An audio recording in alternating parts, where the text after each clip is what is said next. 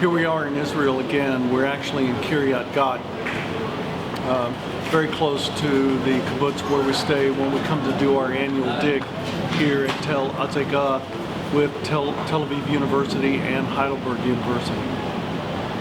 What I want to do for the next few minutes is talk about theme number 1 in Foundations of Christian Thought and Practice. If you recall, for theme number 1, it is God creates by speaking into the chaos. Now, recall that with this class, we want you to eventually write out what is a Christian worldview. And notice that it is a Christian worldview, but we really want you to be able to ground your thinking and ground your ideas in the text. And when I say the text, when you hear me use the term text throughout this semester, this course, I'm talking about the scriptures, the Christian scriptures, which of course is the Hebrew Bible and the New Testament. And so our first theme is deeply grounded in the text, and in particular in Genesis chapters 1 and 2. And so let me go through that just for a few minutes and kind of unpack that. As we begin with this first theme, it's very important to understand that in many ways we're trying to basically summarize the Christian worldview, if you will.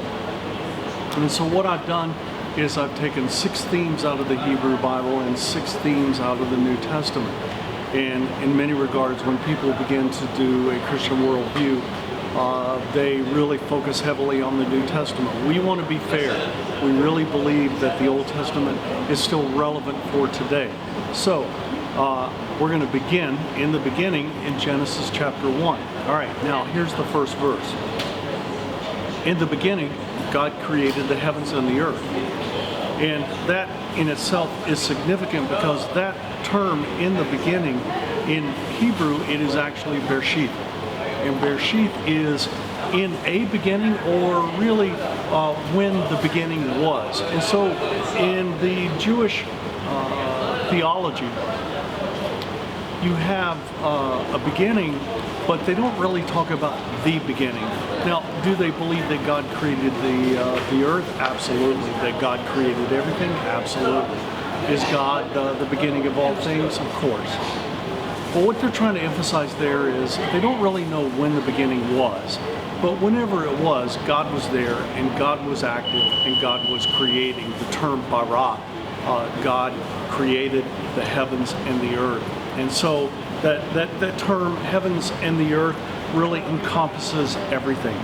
And so we begin with Genesis 1:1. In the beginning, God created the heavens and the earth. And then you go to the next verse, and it's an entirely different context as far as what the verse is talking about. And so it says, God created the heavens and the earth. And when God created the heavens and the earth was void and formless. There are all kinds of ways to translate this and to interpret this. But in Hebrew, that formlessness and that void is tahu vabahu. All right, let me give it to you one more time. It is tahu vabahu. And tahu vabahu is, you can hear the rhyme to it. It is a Hebrew term that represents a wasteland, that represents a desert. It's the total opposite of an oasis. In particular, the word that we're going to use is chaos. And the entire ancient Near East. Now you're going to hear me use that term again and again, especially as we talk about the Old Testament, the Hebrew Bible.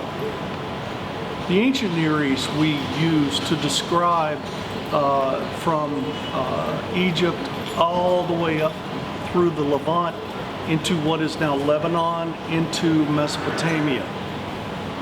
And this is what typically we have called the Fertile Crescent.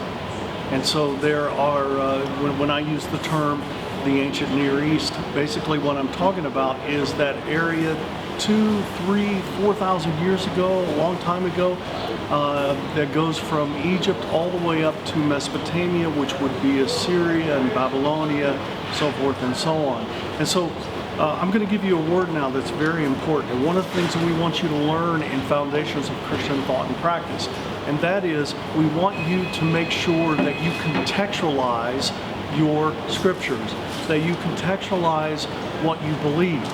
In many regards, and this is an example, people talk about Jesus, but many times they talk about Jesus from East Tennessee, or Jesus from Southwest Virginia, or Jesus from Northern Ohio. Jesus was from the ancient Near East 2,000 years ago. He was born a Jew and he died a Jew. He was a practicing Jew. Yes, he will disagree at certain points and he will reinterpret the law. We'll talk about that later on.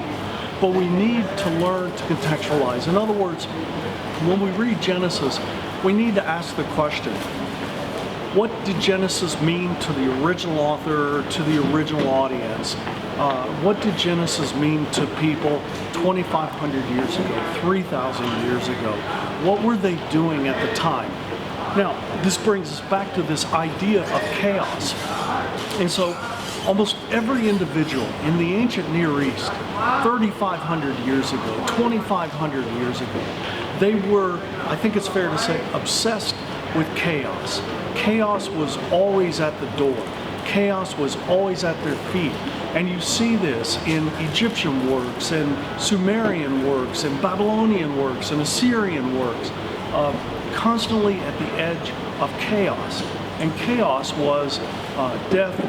In many ways, in the ancient Near East, it was represented by the deep salt water as opposed to the fresh water.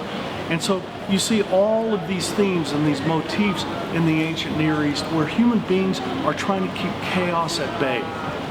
And so when we begin the book of Genesis, which is, yes, inspired by God, and also an ancient Near Eastern document, we begin to see that the Israelites are also concerned about the chaos. And here's what they teach.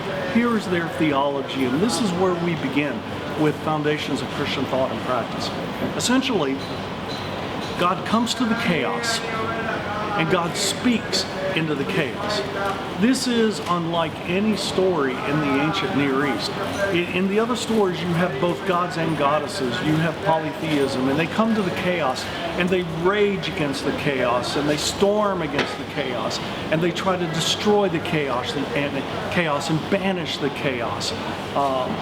Those parts of life that don't really have easy answers, like death and suffering.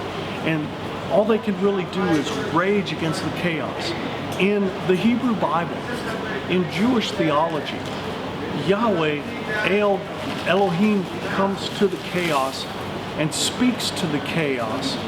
And in speaking to the chaos, basically brings beauty, order, and relationship. All right, let me say that again. God creates out of the chaos, into the chaos, and from that brings beauty, order, and relationship. And so when you read Genesis chapter 1, it is essentially poetry. And it is very rhythmical and very ordered. And you have this beautiful image of the heavens and the earth are created by God. It all begins with God creating.